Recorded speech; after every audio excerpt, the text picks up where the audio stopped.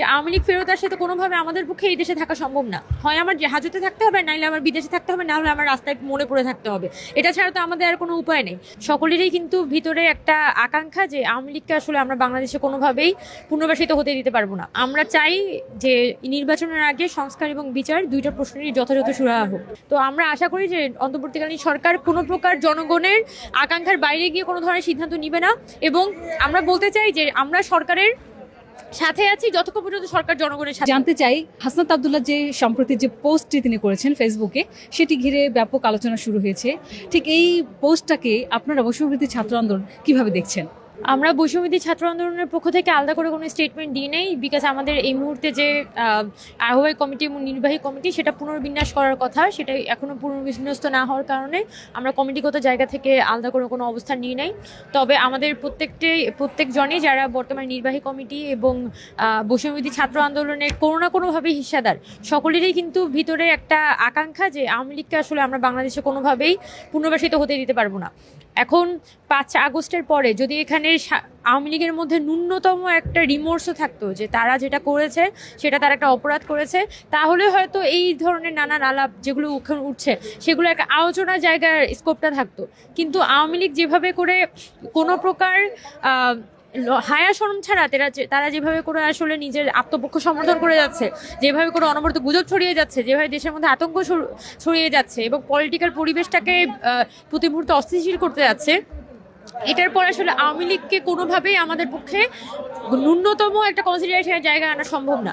Already কিন্তু বাংলাদেশের যে আইসিটি ইন্টারন্যাশনাল ক্রাইম ট্রাইব্যুনাল, সেখানে কিন্তু শেখ হাসিনার যে বিচার, শেখ হাসিনা এবং তার দোসরদের যে বিচার সেটা চলমান। কিন্তু আমাদের যেটা বারবার আমরা অবজারভেশন জানিয়ে আসছি যে এই বিচার কার্য খুবই স্রোত গতিতে চলছে এবং আমরা শহীদ পরিবারদের সাথে কথা বলে জেনেছি তাদের যেটা অভিমত যে বাংলাদেশে বর্তমান যে পরিস্থিতি, তাদের কাছে মনে হচ্ছে না কোনোভাবে আওয়ামী লীগের বিচারটা আদৌ হবে কিনা, বরং এটা কোনো পরবর্তীতে কোনো দলীয় এজেন্ডায় পরিণত হয় কিনা, আওয়ামী লীগের বিচারটা স্পেসিফিক রাজনৈতিক এজেন্ডায় পরিণত হয় কিনা, সেটা কিন্তু এখানে শহীদ পরিবারদের মধ্যে এক ধরনের আশঙ্কা কাজ করছে। ডক্টর মোহাম্মদ ইউনূস যখন বললেন যে আওয়ামী লীগ নিষিদ্ধ কোনো পরিকল্পনা তাদের নাই, তখন কিন্তু আমাদেরকে অন্তর্বর্তীকালীন সরকারের রোল নিয়ে ভাবিয়ে তুলেছে।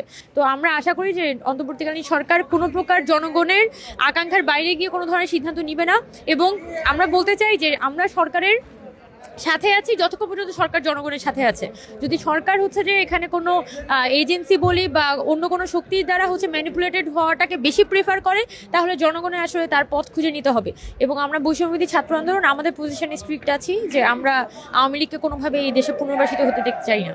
সেক্ষেত্রে কি আপনার যে শঙ্কার কথাটি বলছেন, সরকার কি কোনোভাবে ম্যানিপুলেটেড হচ্ছে কিনা, কিংবা আপনাদের এই সংগঠন, ছাত্র সংগঠন যারা রয়েছেন আপনারা, তাদের মধ্যে দ্বিধাবিভক্তি তৈরি হয়েছে কিনা, কিংবা আপনাদের যে শঙ্কার জায়গাটা তৈরি হয়েছে, এটার আসলে মানে এখন সাধারণ মানুষের মধ্যে একটা প্রশ্ন তৈরি হয়েছে, আসলে কি ঘটতে যাচ্ছে, কেন হচ্ছে এইসব? এমনিতে যখন একটা সরকার এখানে প্রতিষ্ঠিত হয়, দেশের মধ্যে বিভিন্ন ধরনের শক্তি কিন্তু এখানে ইনফ্লুয়েন্স তৈরি করার চেষ্টা করে গভর্নমেন্টের উপরে। এটা কিন্তু পৃথিবীর যে কোনো দেশের ঘটনাটা ঘটে।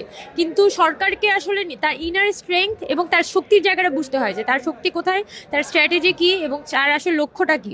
এখন আমাদের বাংলাদেশ সরকার, যেটা অন্তর্বর্তীকালীন সরকার আছে, তাদের ক্ষেত্রে একটা জায়গায় আমরা বারবার বলেছি সরকারি স্ট্র্যাটেজির দিক থেকে একটা ঘাটতি আছে।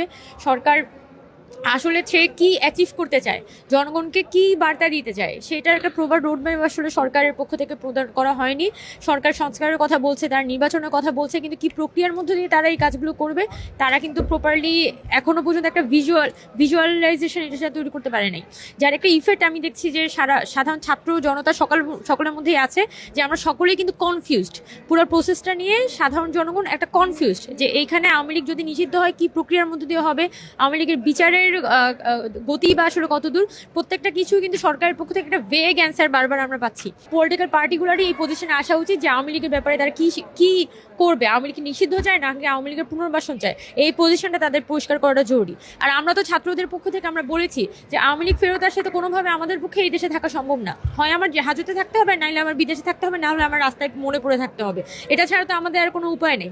তো সেই ক্ষেত্রে আমরা যারা ছাত্ররা আছি এবং আমাদের যে পরিবাররা আছে তারা সকলেই কিন্তু উৎকণ্ঠার মধ্যে আছে।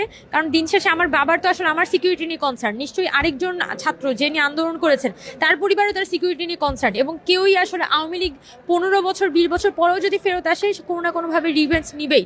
কারণ আওয়ামী লীগ মানে সে ভিতর থেকে একটা রিভেঞ্জফুল একটা দল, সে ভিতর থেকে একটা ফ্যাসিস্ট দল। তো আমরা এক্সপেক্ট করব, আমরা যে এই যে ছাত্র জনতার যে আকাঙ্ক্ষা যে আওয়ামী লীগকে আমরা কোনোভাবে পুনর্বাসিত হতে দিতে চাই না, সরকার এবং রাজনৈতিক দলগুলোর আকাঙ্ক্ষার মধ্য দিয়ে বা তাদের বার্তার মধ্য দিয়ে সেটা আরও বেশি স্পষ্টতর হবে।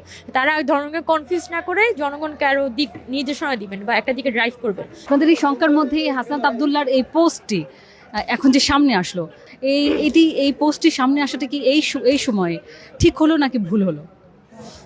ভুল এখানে সেনাবাহিনী তো রাষ্ট্রের একটা সংস্থা, সেনাবাহিনী তো আসলে আওয়ামী লীগ আসবে কি আসবে না সেই বিষয়ে সিদ্ধান্ত নেওয়ার কোনো এখতিয়ার নেই, এটা তো একটা বাস্তব কথা।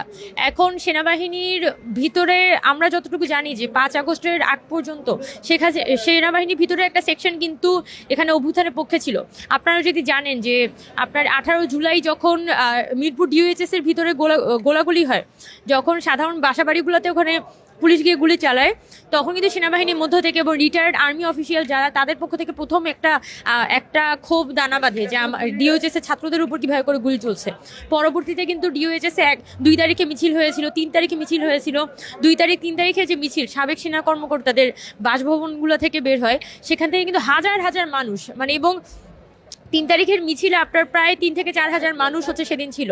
তো এই যে হাজার হাজার মানুষ এই মিছিলে গিয়েছে, ডিওএইচএস এর মিছিলে অংশগ্রহণ করেছে, সেটা তো নিশ্চয়ই কোনো না কোনো ছিল।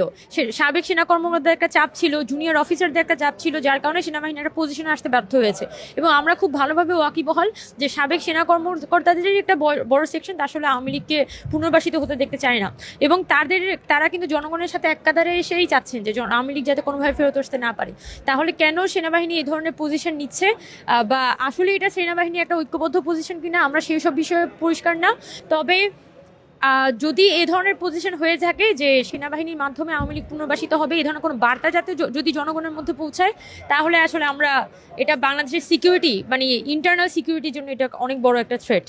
তো আমরা আশা করব যে সরকার এই জায়গাটাকে মিটিগেট করবে। আপনাদেরকে কি ডাকা হয়েছিল ক্যান্টনমেন্টে? আমাদের সাথে সেনাবাহিনী এই ধরনের কোনো আলোচনা হয় নাই, আর আমরা তো আমাদের পজিশন সবসময় ক্লিয়ার রেখেছি যে আওয়ামী লীগকে আমরা কোনোভাবে পুনর্বাসিত হতে চাই না। এখন সেনাবাহিনী যদি ইন্ডিভিজুয়ালকে টার্গেট করে এখানে কনভিন্স করার পথে আগায়, তাহলে সেটা আমার পক্ষে বলা সম্ভব না। কিন্তু আমরা বৈষম্যবিরোধী ছাত্র আন্দোলনের পক্ষ থেকে আমরা স্পেসিফিক এটা বলেছি যে আওয়ামী লীগকে আমরা কোনোভাবে পুনর্বাসিত হতে দেখতে চাই না।